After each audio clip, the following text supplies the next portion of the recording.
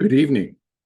This is the Elliott Wave Daily Update for the NASDAQ 100 and the S&P 500 for Thursday, October the 10th, 2024. And market basically is following through on both of the smaller counts that I'm kind of looking at. Both are within the framework that the minor wave 4 is complete. And let's start at that level so we can see it. And I'm marking the minor wave 4 complete at 17,000, whatever that number was, 17,580, and that we're within minor wave 5. Ultimately, new highs. And so we're definitely going to go above wave 3, which is 12,147. Excuse me, 21,147. So that would take us above that third wave and also up into new high territory again. And we should be actually somewhere probably likely up in 23,000 or higher. So, and I actually think probably by hopefully the end of the year, maybe beginning of 2025.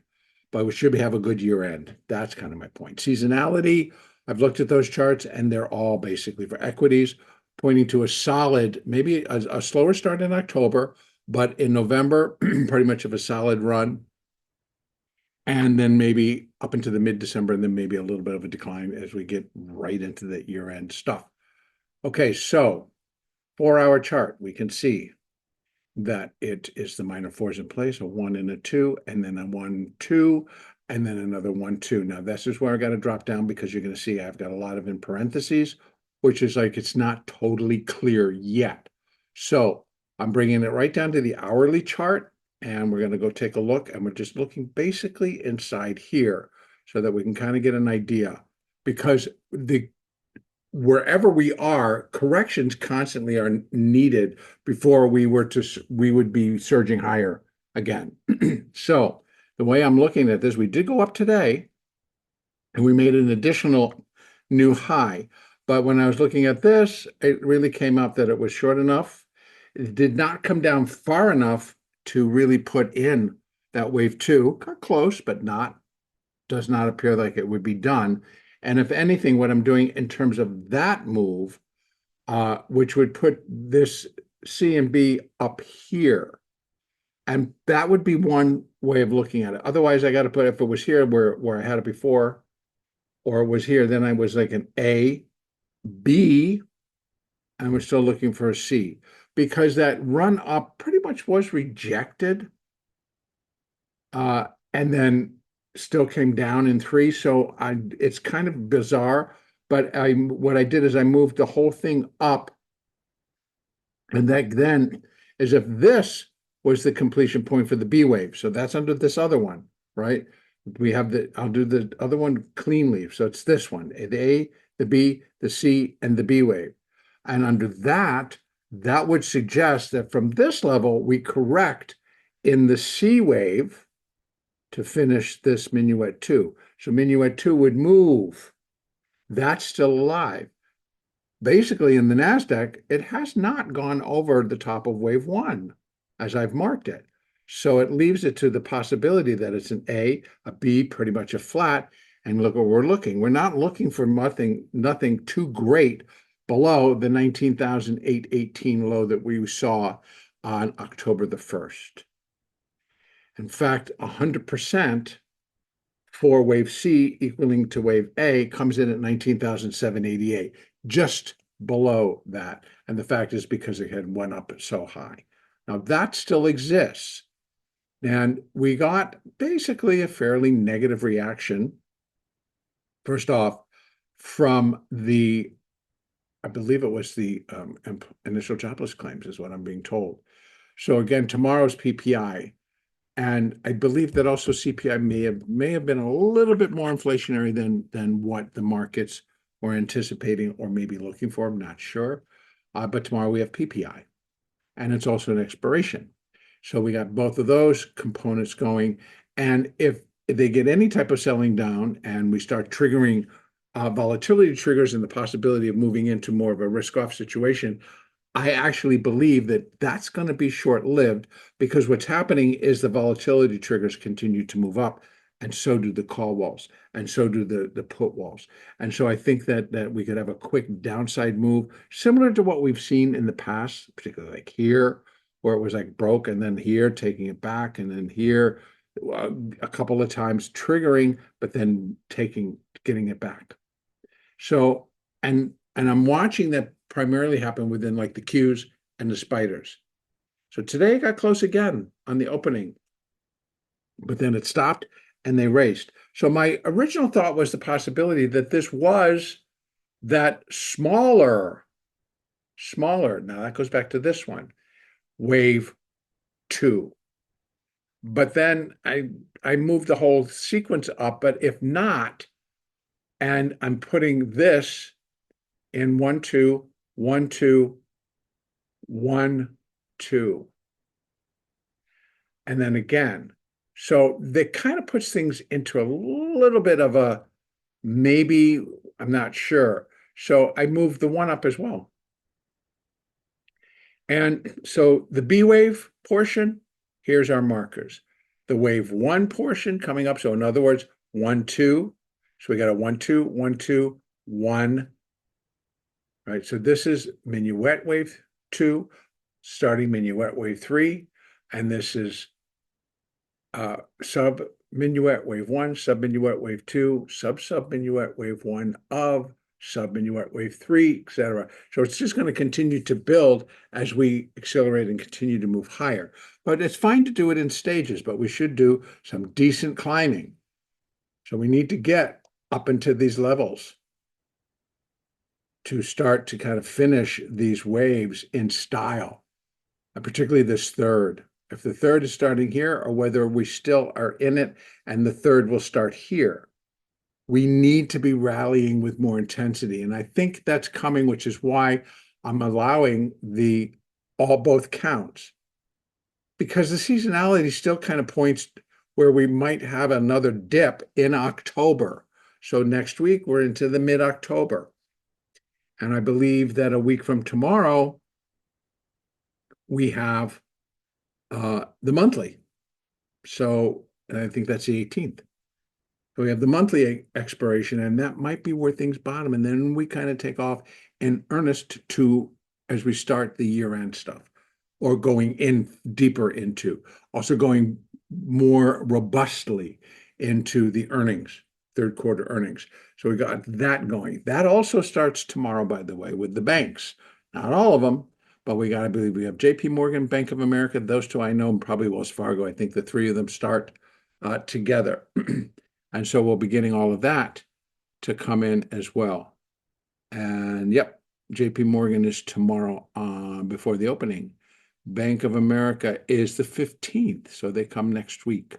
Then it's Wells Fargo. And Citigroup I took down for some reason because I needed the space. So, but anyway, the banks are going to start, but I know JP Morgan is tomorrow before the opening. So that may set a tone. So again, we got a lot to kind of go on, and we'll see what happens. So going back to the NASDAQ, which JP Morgan is not a part of, and neither is Bank of America. But what comes out there may affect all of us, all the indexes. So if we're going 1, 2, 1, 2, 1, 2, or what I'm talking about is if this is A and this is the B, and we're coming down in the C. So now we're going back to the other one, which is like 1, 2, 1, 2. That second wave projects, I'm going to open this up so we can get our levels. We're coming down, and a wave 2, normally 50 to 62%, but 3A2 also can work. So here we have 20,276 or 75 to make it nice and clean. And then we have 20,205, and then we have 20,134. Those are the support levels for an ABC down that would be labeled sub 2 of 3 of 3. So then we begin the 3 of the 3 of the 3, and that should be nice and dynamic. Not necessarily having to be super, super huge, but I think it'll be more of a straight up. This was pretty good. but we won't, I'm hoping not even as deep of pullbacks, but just stronger rally, little pullback rally, little pullback rally, and we get up above. We start clearing that previous high. We start clearing this high. And that high is 21,213. That's the high I want to start clearing. So that's taking us up into here. And that's just within the smaller third, inside the small third, inside the little bit larger third. So right now we're in minute wave 3. And within that, we are within, hopefully, minuet wave 3. And within that, we're in a sub-sub situation. So we're beginning. We're getting there. So a little bit of a pullback. Let me get back down to that hourly chart. Not too deep, but we've got to go with what the norms are. So this is the ticket down into here, but we don't get a match. I mean, it could be a hard sell-off down into that for sure. Very similar to how we did this. Don't forget we got a number tomorrow morning. And they might carry through with that a little bit more intently than they did today. So, but once we're done, then I'm looking forward to kind of turn and do what we did today, to start to rally and keep going and start pushing above all of these levels and go. I'd like to see a nice day in the NASDAQ, 200, 300, 400 points. And that would also suggest they're rolling they might be rolling the trades. So in other words, rolling the risk on trade. As we move further away and we start pushing higher, we're looking to see what they're going to be doing in the VIX. VIX is not giving up a whole lot. So, they start selling the VIX, they start buying the underlying. Okay. So both upside, we do have two downsides. One would be a smaller wave 2, and the other one would be a little bit larger C wave to finish a wave 2. Those are my downsides. Smaller one is the one I'm kind of looking for. And then we start to rally again. Let's go over and take a look at the S&P. S&P pretty much is the same type of a deal, but just a little bit different. And I got a lot of crosses here. So let me just quickly go out to the 4-hour chart. Pay no attention to tons of writing. Same deal. Minor wave 4 complete. We're rising up in a minor third wave. And I'm just checking to see what we're doing. We're slightly opening up, ever so slightly. So we have 3 and a 4, and then a 1, 2, 1, 2. Let me bring it down so we can get inside. So we have minute 1 and 2. Then we have minuet 1 and 2. And I did put this here in the S&P at the yesterday, actually Tuesdays, Mondays low is where actually the 7th. Yeah, Monday. So I'm looking at that low at 57.25 to having completed the minuet wave 2, and that we completed 1 at yesterday's highs. And what we're still within is a wave 2. So 1 degree below where the NASDAQ is, and I'm counting the NASDAQ as they've already completed the sub-minuet wave 1 and the sub-minuet wave 2, and we've just completed sub-minuet wave 1 and looking for that wave 2. This one still, I think, could fit in because we're not looking for anything too deep. Still actually looking for the possibility. We've come down twice. Well, actually 1, 2, 3, 4, 5 times below 0.236.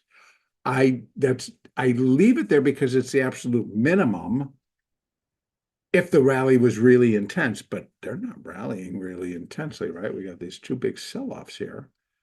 So again, I'd still fits. I think they got to come down between 5,800 and 5,785. And if they come down here, the way the setup was today, they start to put pressure on the volatility trigger. This is how high things are getting.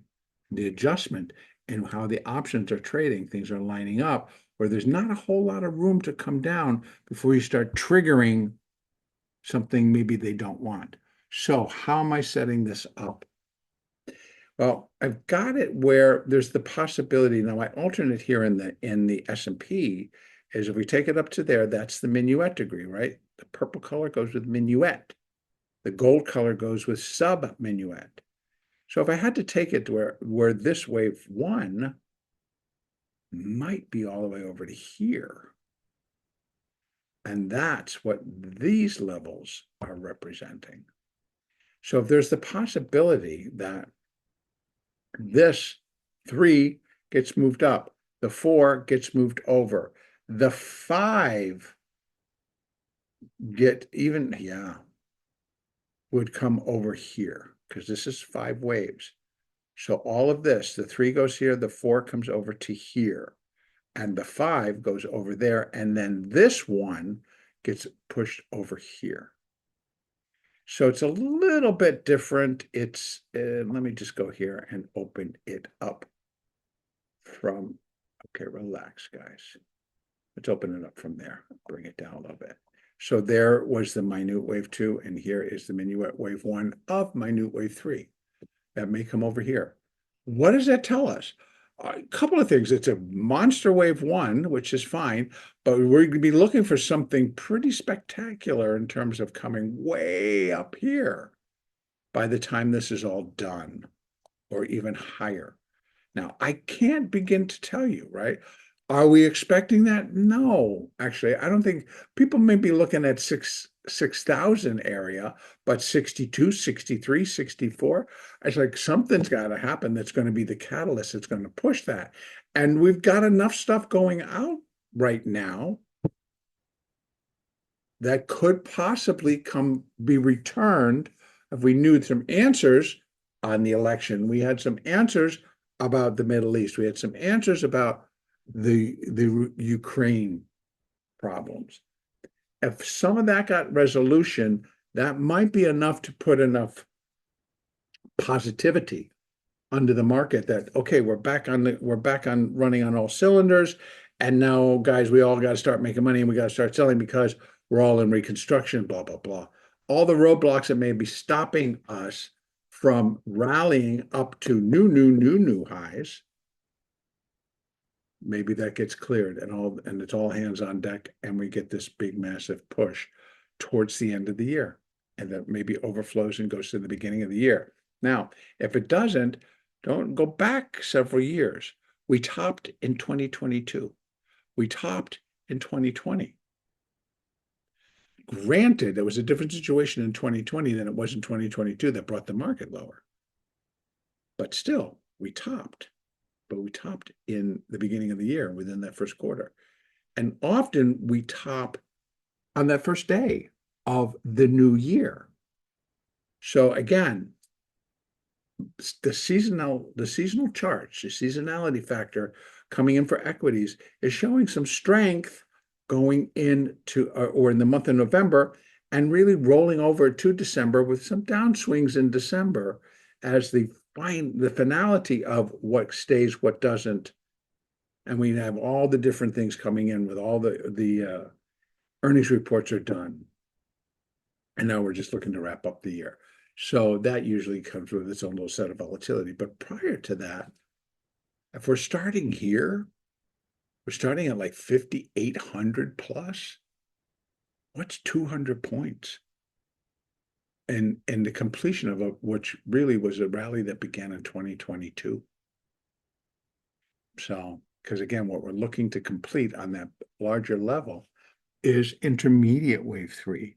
So we just have an intermediate fourth wave correction, maybe to begin 2025, and then we have a large enough rally outside of that coming next in an intermediate fifth wave. So maybe the big, larger correction that I thought we were getting back in 2022 and been delayed for a year and a half or 2.5 years, and who knows, until we get to that point, and then we just have a much larger downswing in our market. Whole new set of givens will occur. Right now, not looking for that. Right now, I'm looking for more upside. I'm looking for all of this to conclude. And it does seem that it's taking a while to really get some fire lit underneath it. But I think it's coming. I do think it's coming. As soon as we can get through a couple of expirations, we get the gamma to kind of like spread and relax. We should have the risk on trade, and that'll take us. So here in the S&P, if the one is all the way over there, it's going to be a larger correction phase now. If I'm leaving it the way it is, that this is 1 and 2, and we're starting in minuet wave 3, and all I'm looking for is a sub minuet wave 2, then I'm still looking for something back to 5,800 to 5,785. If this by chance is ABC, even with its new high, and we're still going to call it a wave 2 cannot finish outside the parameters of wave 1. It can produce an irregular, come back in, and finish down here. That can work in a wave 2 position with the irregular. I've seen it before.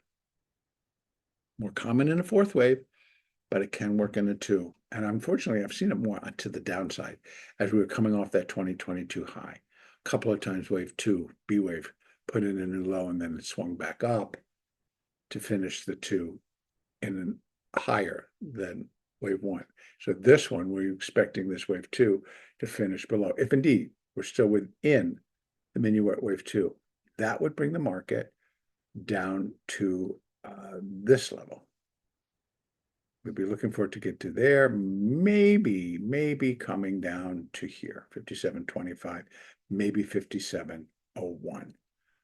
Not really looking for it to go. So right now we have 5,800, 5,700. Those are the two parameters for the corrections. And is it going to be a little bit larger than a C wave in the minuet wave 2? Or is it going to be an ABC for the sub minuet wave 2? All right. Moving averages, I don't think there's much to be talking about there. I didn't do it in the NASDAQ, and I apologize. See, they're all still actually very well lined up for continuation to the upside.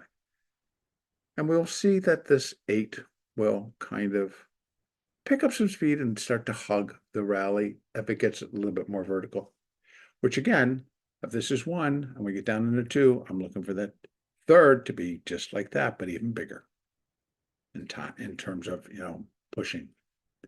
All right. That is going to be it for today. Again, let's take a quick look to see what we got coming out tomorrow. On Friday, we have producer price index and 1, 2, 3 Fed officials out talking. Like today, we heard from Bostic and also Barkin. But Bostic was the one basically was saying, it's like, well, he was okay if they took a pause and one of the 2 months left, like November and December.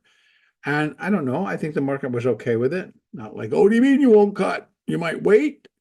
And that was to response to what was being interpreted as slightly inflationary numbers that came out today. So we have PPI tomorrow, a couple of Feds, 3 Fed out speaking, and consumer sentiment at 10 a.m. And so the next 11th, 12th, the next daily update will be on Monday, October the 14th, and the next weekly update will be on Saturday, October the 12th.